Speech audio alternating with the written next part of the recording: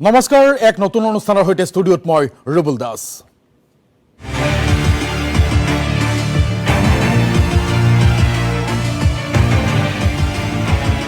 (2026) অসম বিধানসভাৰ নিৰ্বাচন অলপ বেলেগ হ'ব।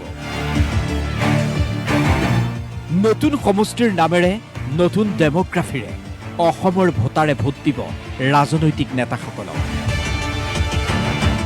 নতুন সমীকৰণেৰে ৰাজনৈতিক নেতা আৰু ৰাজনৈতিক দলে নিৰ্বাচনী পথাৰত নামিব। সমীকৰণ স্বাভাৱিকতেই এইবাৰ সলনি হ'ব, কাৰণ প্ৰতিটো সমষ্টিৰ পৰিসৰ সলনি হৈছে। প্ৰতিটো সমষ্টিত সলনি হৈছে জনগাঁথনি। জনগাঁথনি সলনি হোৱাৰ বাবে ফলাফলত কেনেধৰণৰ প্ৰভাৱ পৰিব? কোনোবা বিশেষ দলৰ লাভ হ'ব নেকি? কোনোবা বিশেষ দলৰ ক্ষতি হ'ব নেকি? ৰাজনৈতিক নেতাই ৰাজনৈতিক নোটবুকত নতুন জনগাঁথনিক লৈ অংক আৰম্ভ কৰিছে। তেন্তে আপুনি মই বহি থাকিম কিয়? আমিও সমীকৰণ কৰিম। প্ৰতিটো নতুন বিধানসভা সমষ্টিৰ জনগাঁথনি, স্থানীয় বিভিন্ন ইছ্যুক লৈ আমি আজিৰে পৰা আৰম্ভ কৰিছোঁ এই নতুন অনুষ্ঠান। প্ৰতিটো সমষ্টিৰ প্ৰতিটো গুৰুত্বপূৰ্ণ বিষয়ত আমি আপোনাৰ সৈতে আৰম্ভ কৰিম সমীকৰণ। আপুনি হাতত তুলি লওক কলম আৰু notebook. Senior news editor Rubul দাসৰ সৈতে এতিয়াৰে পৰা প্ৰতিটো সমষ্টিৰ পলিটিকেল অংক সমীকৰণ ২৬ অনুষ্ঠান এতিয়া আৰম্ভ হৈছে।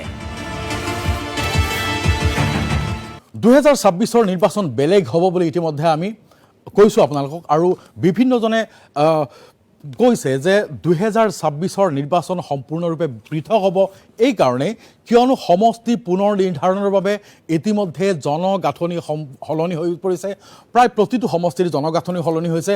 গতিকে প্ৰতিটো সমষ্টিত যি আঞ্চলিক ইছ্যুসমূহ আছে, সামগ্ৰিকভাৱে যি ৰাজ্যৰ ইছ্যু আছে, তাৰ লগতে আঞ্চলিক ইছ্যুসমূহো কিছু পৰিমাণে নিশ্চিতভাৱে সলনি হ'ব। আৰু এই সামগ্ৰিকভাৱে এই ব্যৱস্থাটোৰ বাবে 2026 নিৰ্বাচন বেলেগ হ'ব। আৰু 2026 নিৰ্বাচনত কি ধৰণৰ সমীকৰণ হ'ব, কি ধৰণৰ অংক হ'ব? কাৰণ প্ৰতিটো সমষ্টিতে দেখিছে যে বহু গাঁও কৰ্তন কৰা হৈছে, বহু সমষ্টিৰ নাম সলনি হৈছে, বহু সমষ্টিত নতুনকৈ গাঁও অন্তৰ্ভুক্ত কৰা হৈছে। আৰু নতুনকৈ এই যে গাঁও অন্তৰ্ভুক্ত কৰা হৈছে, অঞ্চল অন্তৰ্ভুক্ত কৰা হৈছে বা বিভিন্ন অঞ্চল কৰ্তন কৰা হৈছে, তাৰ ফলত দেখা গৈছে সম্পূৰ্ণৰূপে জনগাঁথনি সলনি হৈছে, সম্পূৰ্ণৰূপে পৰিসৰ সলনি হৈ পৰিছে। গতিকে এই যি সমষ্টিসমূহ আছে, প্ৰতিটো সমষ্টিত এইবাৰ অংক সলনি হোৱাটো প্ৰায় নিশ্চিত। আৰু কি ধৰণে অংক সলনি হ'ব, প্ৰতিটো অংকৰ কথা আমি প্ৰতিদিনেই আপোনালোকৰ সৈতে পাতিম, আৰু প্ৰতিটো অনুষ্ঠানত আমি এই ধৰণৰ কথাখিনি আমি পাতিম। 2021 চনত কি ধৰণৰ সমীকৰণ আছিল, কি ধৰণৰ তেওঁলোকে পাইছিল, চাওক। 2021 চনত ভাৰতীয় জনতা পাৰ্টীয়ে 29খন ক্ষমা কৰিব 93টা সমষ্টিত তেওঁলোকে প্ৰতিদ্বন্দ্বিতা আগবঢ়াইছিল। 60টা সমষ্টিত তেওঁলোকে 60টা সমষ্টি দখল কৰিবলৈ সক্ষম হৈছিল। আৰু যদি সেই ভোট শ্বেয়াৰ চাওঁ, আমি যিখন স্ক্ৰীণত দেখুৱাই আছোঁ ভোট শ্বেয়াৰ, 33.21% তেওঁলোকৰ ভোট শ্বেয়াৰ। কিন্তু এটা কথা মন কৰিব, এই ভোট শ্বেয়াৰটো হৈছে 93টা সমষ্টিত তেওঁলোকে খেলিছে, 91টা সমষ্টিত তেওঁলোকে 93টা সমষ্টিত তেওঁলোকে খেলিছিল, 60টা সমষ্টি তেওঁলোকে দখল কৰিবলৈ সক্ষম হৈছিল। আৰু এইদৰে যদিহে আমি 126টা সমষ্টিৰ কথা কওঁ, তেতিয়াহ'লে তেওঁলোকে 33.21% তেওঁলোকৰ ভোট শ্বেয়াৰ আছিল। কিন্তু যদিহে আমি 93টা সমষ্টিৰ কথা আমি মনত ৰাখোঁ, তেতিয়াহ'লে তেওঁলোকৰ ভোট শ্বেয়াৰ কিমান হ'ব? আৰু তেতিয়া তেওঁলোকৰ ভোট শ্বেয়াৰ হৈছিল 26.31।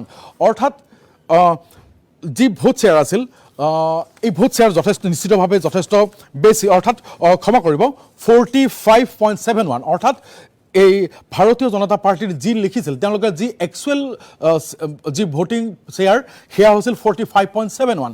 সমান্তৰালভাৱে আমি যদি CPIৰ কথা কওঁ, CPIৰ কথা আমি ক'বলৈ গ'লে, তেওঁলোকে এটা সমষ্টিত খেলিছিল, তেওঁলোকে জিকা নাছিল। CPIM 2টা সমষ্টিত তেওঁলোকে প্ৰতিদ্বন্দ্বিতা আগবঢ়াইছিল, কিন্তু এটা সমষ্টিত তেওঁলোকে জিকিবলৈ সক্ষম হৈছিল। আমি যদি ইণ্ডিয়ান নেশ্যনেল কংগ্ৰেছৰ কথা কওঁ, তেতিয়া আমি অলপ ওপৰলৈ যাবলৈ গ'লে ভাল। 95টা সমষ্টিত তেওঁলোকে খেলিছিল, 29টা সমষ্টিত জয়লাভ কৰিছিল।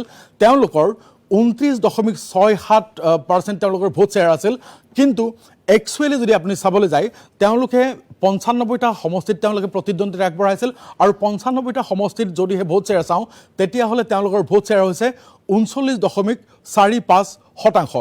তৃণমূল কংগ্ৰেছে 2021 চনত তেওঁলোকে প্ৰতিদ্বন্দ্বিতা আগবঢ়োৱা নাই আৰু অসম গণ পৰিষদ 29টা সমষ্টিত খেলি 9টা সমষ্টি লাভ কৰিবলৈ সক্ষম হৈছিল। তেওঁলোকৰ যদি সামগ্ৰিকভাৱে ভোট শ্বেয়াৰ যদিহে চোৱা হয় ভোট শ্বেয়াৰ হৈছে 7.91 আৰু যদিহে 29টা সমষ্টিত তেওঁলোকে য'ত প্ৰতিদ্বন্দ্বিতা কৰিছিল প্ৰতিদ্বন্দ্বিতা কৰা সমষ্টিকেইটাৰ যদিহে ভোট শ্বেয়াৰ চোৱা যায় তেতিয়াহ'লে তেওঁলোকৰ ভোট শ্বেয়াৰ আছিলে 32.91%। আমি আহিছোঁ AIUDFলৈকে 2021 চনত 20টা সমষ্টিত তেওঁলোকে প্ৰতিদ্বন্দ্বিতা আগবঢ়াই 16টা সমষ্টি তেওঁলোকে লাভ কৰিছিল আৰু তাৰপিছত 9.29% তেওঁলোকৰ ভোট শ্বেয়াৰ আছিল যদিও তেওঁলোকৰ একচুৱেল ভোট শ্বেয়াৰ আছিল 53.79। BPFৰ কথা কৈছোঁ BPFে 12টা সমষ্টিত তেওঁলোকে প্ৰতিদ্বন্দ্বিতা আগবঢ়াইছিল 4টা সমষ্টিত তেওঁলোকে জয়ী হৈছিল 3.39% তেওঁলোকৰ ভোট শ্বেয়াৰ আৰু 39.73 তেওঁলোকৰ একচুৱেল ভোট শ্বেয়াৰ। ইণ্ডিপেণ্ডেণ্টৰ কথা আছে নোটাৰ কথা আছে সেইবোৰলৈ নাযাওঁ আৰু আমি পৰৱৰ্তী আমি 2016 আছে 2016ৰ আমি ভোট শ্বেয়াৰ চাবলৈ আমি যত্ন কৰিম। 2016ত যদি আপুনি চাই 89টা সমষ্টিত ভাৰতীয় জনতা পাৰ্টীয়ে প্ৰতিদ্বন্দ্বিতা আগবঢ়াই 60টা সমষ্টি তেওঁলোকে জয়ী হৈছিল আৰু 60টা সমষ্টিৰ তেওঁলোকৰ যি ভোট শ্বেয়াৰ আছিল 42.05%। কিন্তু তেওঁলোকৰ সামগ্ৰিক যি ভোট শ্বেয়াৰ আছিল সেয়া আছিল 29.5% তেওঁলোকৰ সামগ্ৰিক ভোট শ্বেয়াৰ আছিল। CPIৰ কথা কৈছোঁ 2016ৰ আমি যদি চাওঁ তেতিয়া CPI আছিল 15টা সমষ্টিত কিন্তু তেওঁলোকে কোনো আসন লাভ কৰা নাছিল। 2016ত CPIMে 19টা সমষ্টি তেওঁলোকে খেলিছিল এটাও তেওঁলোকে লাভ কৰা নাছিল। একেদৰে 2016ত কংগ্ৰেছে 122টা সমষ্টিত খেলি তেওঁলোকে 26টা সমষ্টি লাভ কৰিবলৈ সক্ষম হৈছিল আৰু তেওঁলোকৰ ভোট শ্বেয়াৰ যদিহে কওঁ 30.96 আৰু একচুৱেল ভোট শ্বেয়াৰ যদি আছিল 32।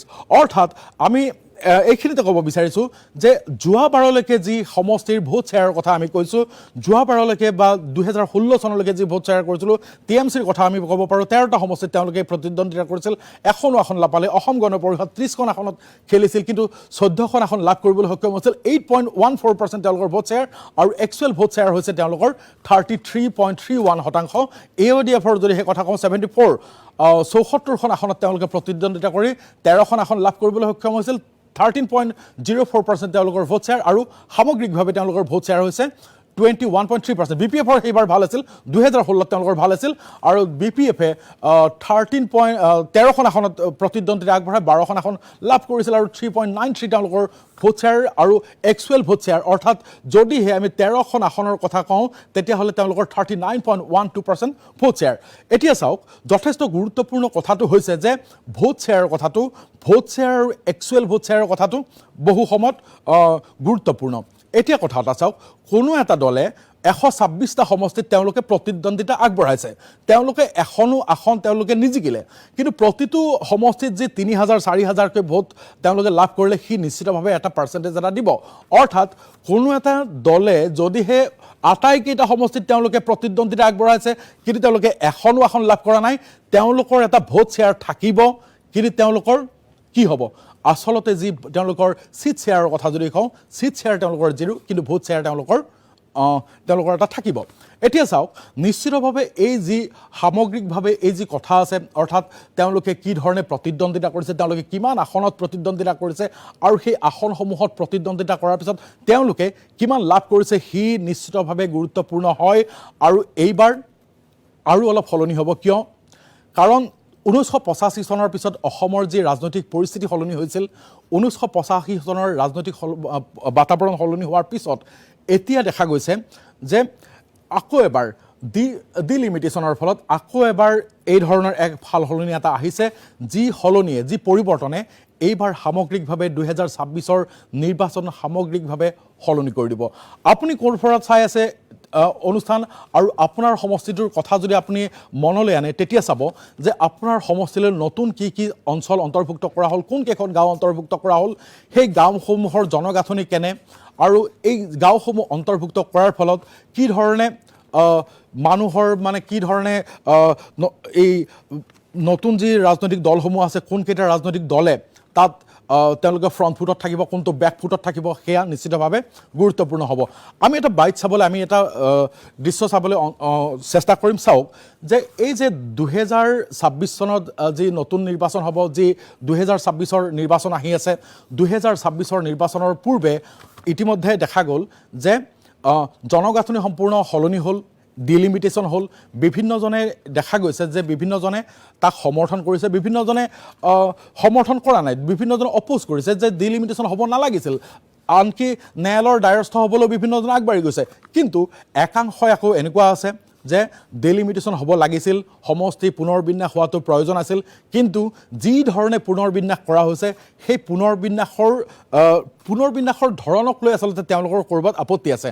এইবাৰ মই প্ৰথমতে মুখ্যমন্ত্ৰী হিমন্ত বিশ্ব শৰ্মাই হওক বা অন্য কেইবাজনো নেতাৰ কথা আমি যদি কওঁ, বা ভাৰতীয় জনতা পাৰ্টীৰ যিসকল নেতা আছে বা যিসকল সহযোগী আছে, সেই সহযোগী নেতাসকলে নিশ্চিতভাৱে ডিলিমিটেশ্যনক সমৰ্থন কৰিব। গতিকে হিমন্ত বিশ্ব শৰ্মা আমাৰ বাইট 1 নম্বৰ বাইট, প্ৰথমটো যিটো বাইট আছে, প্ৰথম শ্বটটো আমি চলাবলৈ আমি চেষ্টা কৰিম। আৰু সেই শ্বটটোত আমি দেখিম যে হিমন্ত বিশ্ব শৰ্মাই ডিলিমিটেশ্যনক লৈ কি কৈছে, বা ভাৰতীয় জনতা পাৰ্টীৰ যিসকল নেতা আছে, ভাৰতীয় জনতা পাৰ্টীৰ নেতা বা সহযোগী দলৰ নেতাসকলে কি কৈছে, আমি এইবাৰ প্ৰথমতে সেই প্ৰথমটো বাইট আমি চাই ল'ব বিচাৰিছোঁ। এক্টত লিখা আছে যে 2001ৰ ওপৰত নিৰ্ধাৰণ হ'ব। গতিকে সংবিধান সংশোধন কৰি যেতিয়ালৈকে 2011তো নানিব, তেতিয়ালৈকেতো ডিলিমিটেশ্যন এই ইলেকশ্যনৰ আগত হ'বই নোৱাৰে। মই কিয় লিখি থাকে মানুহবিলাকে বুজি নাপাওঁ, কিন্তু মোৰ যিমান দূৰ নলেজ যায় যে 2001ৰ জেগাত সংবিধান সংশোধন কৰি ভাৰত চৰকাৰে 11 কৰিব লাগিব। এতিয়ালৈকে সেইটো প্ৰক্ৰিয়া আৰম্ভ হোৱাই নাই। এইটো এটা ক্লজ 6 ৰূপায়ণৰ সময়ত ডিলিমিটেশ্যন প্ৰয়োজন হ'ব। সেইকাৰণে এইটো এটা আগতীয়া পদক্ষেপ যে আমি যেতিয়া ক্লজ 6ৰ ফালে যাম, ডিলিমিটেশ্যনখন যাতে ৰেডি হৈ থাকে। এইটো জনসংখ্যা বাঢ়িছে, 2001 চনৰ জনসংখ্যাৰ ভিত্তিত এই ডিলিমিটেশ্যন প্ৰচেছটো আৰম্ভ কৰাত ভাৰতীয় জনতা পাৰ্টীয়ে তাক সমৰ্থন জনাইছে। আমাৰ এটা প্ৰক্ৰিয়া আৰম্ভ হৈছে। যদি তেনেধৰণৰ চৰকাৰৰ নটিফিকেশ্যন আহে, তেনেহ'লে আমি যিহেতু অলপ আগতীয়াকৈ কথাবিলাক ভাবোঁ, যদি চৰকাৰে নৱেম্বৰ মাহৰ শেষৰ ফালে নটিফিকেশ্যন ওলাই দিয়ে বা ডিচেম্বৰ আৰম্ভণিতে ওলাই দিয়ে, তেতিয়াহ'লে আমাৰ স্থিতিটো কি হ'ব, আমি কি কৰিব লাগিব, আমাৰ কৰণীয় কি হ'ব, এই কথাখিনি দলৰ মজিয়াত, দলৰ একেবাৰে তৃণমূল পৰ্যায়ৰ পৰা ৰাজ্যিক পৰ্যায়লৈকে আলোচনা হ'ব। আলোচনা হয় তাত আমাৰ যিখিনি পৰামৰ্শ, এই পৰামৰ্শখিনি আমি চৰকাৰক অৱগত কৰিম। ৰিপ্ৰেজেণ্টেশ্যনটো যাতে পাব পাৰে, ইয়াৰ কাৰণে ইলেকশ্যন কমিশ্যনে এই কথাটো নজৰ দিব লাগে, নজৰ ৰাখিব লাগে। আৰু বিশেষভাৱে আমি কৈছোঁ যে অলপ যদি ভেৰিয়েশ্যনটো যদি অলপ হয় তেতিয়া ভাল হয়। যিটো 10% দিছে, অলপ যদি এইটো বঢ়াই দিয়ে, তেতিয়া কিছুমান সমষ্টিত হয়তো আমাৰ বিভিন্ন জনগোষ্ঠীবিলাকে ৰিপ্ৰেজেণ্টেশ্যনটো পাব। তো ৰিপ্ৰেজেণ্টেশ্যনটোৱে মূল কথা, কাৰণ পলিচি মেকিংটো বিধানসভাত হয়, লোকসভাত হয়। চ' পলিচি মেকিং বডিত দেশৰ সৰ্বোচ্চ সদনত যদি ৰিপ্ৰেজেণ্টেশ্যনটো নাপায়, তেনেহ'লে বহুত কমিউনিটিয়ে ডিপ্ৰাইভ হৈ যায়। আৰু আজি স্বাধীনতাৰ পিছত এতিয়ালৈকে ক্ষুদ্ৰ ক্ষুদ্ৰ জনগোষ্ঠীবিলাক অধিকাৰ পোৱা নাই বুলি বিভিন্ন আন্দোলনবিলাক বিভিন্ন সময়ত হৈ আছে। গতিকে ডিলিমিটেশ্যন কমিশ্যনৰ থ্ৰুৱেদি সেই প্ৰব্লেমবিলাক ছল্ভ কৰিব পৰা যায়, সেইটো আমি বিচাৰিছোঁ। সমষ্টি পুনৰ নিৰ্ধাৰণ এটা গতানুগতিক প্ৰক্ৰিয়া, প্ৰত্যেক 30 বছৰৰ মূৰে মূৰে হয়। অসমৰ কাৰণে দুৰ্ভাগ্য যে 2007 চনত গোটেই ভাৰতবৰ্ষতে হ'ল। আমি NRCক দোহাই দি আমি হয়তো নকৰিলোঁ। কিন্তু এই সমষ্টি পুনৰ নিৰ্ধাৰণ নোহোৱা কাৰণে আমি বহু অঞ্চলৰ প্ৰতিনিধিত্ব, বহু অঞ্চলৰ বিভিন্ন ধৰণৰ এই কথাবিলাক আমি কৰিব পৰা নাছিলোঁ। আৰু সেইকাৰণে সমষ্টি পুনৰ নিৰ্ধাৰণ ইলেকশ্যন আয়োগৰ এটা সঠিক সিদ্ধান্ত। আজি কেন্দ্ৰ চৰকাৰৰ আগ্ৰহত ইলেকশ্যন কমিশ্যনে এটা সঠিক সিদ্ধান্ত লৈছে, যিটো আজি 2007তে হ'ব লাগে। সমষ্টি পুনৰ নিৰ্ধাৰণ সঠিক সিদ্ধান্ত বুলি মন্তব্য কৰিছে এয়া জয়ন্ত মল্ল বৰুৱা বা ভাৰতীয় জনতা পাৰ্টীৰ যিসকল নেতা আছে, ভাৰতীয় জনতা পাৰ্টীৰ নেতাসকলে এয়া মন্তব্য আগবঢ়াইছে। এতিয়া কথা এটা চাওক যে বিৰোধীৰ বহুতেই, মই ইতিমধ্যেই ক'লোঁ যে 3টা আচলতে মন্তব্য আহিছে। কিছুমানে সমষ্টি পুনৰ নিৰ্ধাৰণ বিচাৰিছে, সমষ্টি পুনৰ নিৰ্ধাৰণ হওক, আৰু সমষ্টি পুনৰ নিৰ্ধাৰণ যি ধৰণে কৰিছে তাক লৈ তেওঁলোক সন্তুষ্ট। অৰ্থাৎ চৰকাৰী পক্ষ বা সহযোগী দলসমূহে এয়া সমৰ্থন জনাইছে। কিন্তু এটা কথা মন কৰক যে কিছুমান এনেকুৱাও আছে, এনেকুৱা দল সংগঠন আছে যে যিসমূহ দল সংগঠনে দেখা গৈছে যে সমষ্টি পুনৰ নিৰ্ধাৰণক তেওঁলোকে সম্পূৰ্ণৰূপে নস্যাৎ কৰিছে আৰু সমষ্টি পুনৰ নিৰ্ধাৰণৰ ফলত কোনো এটা ৰাজনৈতিক দল বিশেষভাৱে লাভান্বিত হ'ব বুলি মন্তব্য আগবঢ়াইছে তেওঁলোকৰ দাবী। আৰু চাওক যে সমষ্টি পুনৰ নিৰ্ধাৰণৰ এই যে ব্যৱস্থাপনা আছে, এই যে ব্যৱস্থা কৰা হৈছিল সমষ্টি পুনৰ নিৰ্ধাৰণ, আৰু ইয়াৰ বিৰুদ্ধে তেওঁলোকে আইনৰ কাষ চাপিবলৈ এক প্ৰকাৰ তেওঁলোকে আইনৰ কাষ চাপিবলৈ ব্যস্ত হৈ পৰিছে। এটা কথা চাওক যে তিনি গগৈৰ কথা আমি যদি কওঁ, তিনিগৰাকী গগৈ অৰ্থাৎ লুৰিণজ্যোতি গগৈ, অখিল গগৈ আৰু গৌৰৱ গগৈ, এই তিনিগৰাকী নেতাই সমষ্টিত পুনৰ নিৰ্ধাৰণৰ সম্পূৰ্ণৰূপে বিৰোধিতা কৰিছে আৰু সমষ্টি পুনৰ নিৰ্ধাৰণক লৈ নিশ্চিতভাৱে বিতৰ্ক এক সূচনা হৈছে। আৰু চাওক যে বহু সময়ত কোৱা হৈছে সমষ্টি পুনৰ নিৰ্ধাৰণৰ যি সমস্যাসমূহ আছে, যি সমস্যাৰ কথা কৈ অহা হৈছে, সেই সমস্যাসমূহৰ কথা আমি পাতিম।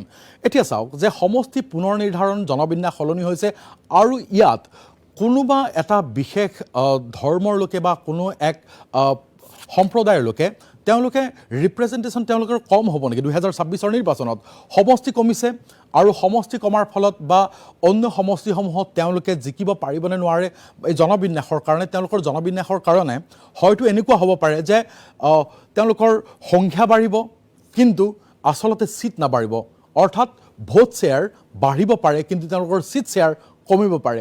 এনেকুৱা ধৰণৰ যি এক সমস্যা এক সন্মুখীন হ'ব বুলি বহুতে ধাৰণা কৰিছে। তিনি গগৈ কি কৈছিল, তিনি গগৈৰ মন্তব্য চাওক, তাৰপিছত আমি নিশ্চিতভাৱে আকৌ কথা পাতিম। সমষ্টি পুনৰ নিৰ্ধাৰণৰ সমগ্ৰ প্ৰক্ৰিয়া আৰু নতুনকৈ প্ৰকাশ কৰা যিখন খচৰা, আমি দুয়োটাৰে আমি বিৰোধিতা কৰিছিলোঁ।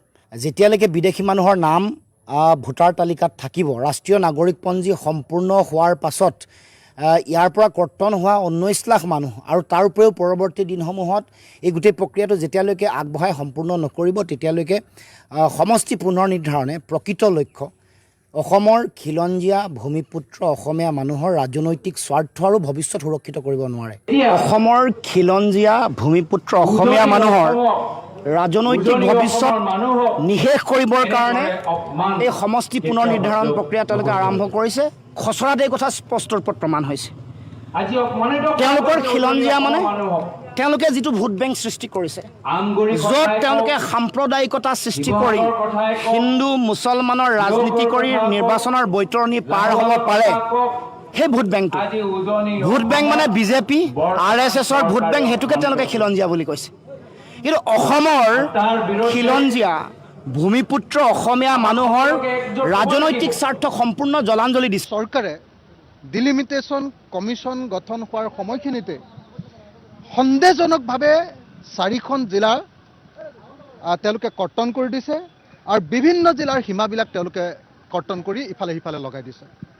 মুঠতে এখন সাম্প্ৰদায়িক চৰকাৰে সাম্প্ৰদায়িক নিয়মত আজি অসমৰ খিলঞ্জীয়া জনগোষ্ঠীবিলাকৰ অধিকাৰ হৰণ কৰি, অসমৰ ক্ষুদ্ৰ ক্ষুদ্ৰ জনগোষ্ঠীবিলাকৰ অধিকাৰ হৰণ কৰি, ভূমিপুত্ৰসকলৰ অধিকাৰ হৰণ কৰি তেওঁলোকে নিজে জিকিব পৰাকৈ বহিৰাগত ভোট লৈ ডিলিমিটেশ্যন প্ৰচেছ চলাবৰ কাৰণে যি কুপ্ৰচেষ্টা কৰিছে তাক বাধা প্ৰদান কৰাটো প্ৰত্যেকজন সচেতন নাগৰিকৰে এতিয়া দায়িত্ব। বৰ্তমান বিজেপি চৰকাৰে উজনি অসমৰ মানুহক অপমানিত কৰিছে। খিলঞ্জীয়া নাম লৈ আজি আহোমসকলক বিশ্বাসঘাত কৰিলে। খিলঞ্জীয়া নাম লৈ আজি বাগানৰ মানুহৰ আজি তেওঁলোকৰ ৰাজনৈতিক অধিকাৰ কৰ্তন কৰিলে। খিলঞ্জীয়া নাম লৈ আহোমসকলক এটা সমষ্টিত আবদ্ধ কৰি ৰাখিলে। খিলঞ্জীয়া নাম লৈ উজনি অসমত এটাও চিট অনুচিত জাতিৰ কাৰণে এৰি দিয়া নাই। কথা বহুত আছে আপোনালোকৰ সৈতে পাতিবলৈ, আৰু কথা পাতিম। বিৰতি এটাৰ সময় হৈছে, এটা বিৰতি লৈ লৈছোঁ। তাৰপিছত আমাৰ আৰু আছে বহু কথা, আঁতৰি নাযাব। আমি পুনৰ আপোনালোকৰ ওচৰলৈ উভতি আহি আছোঁ।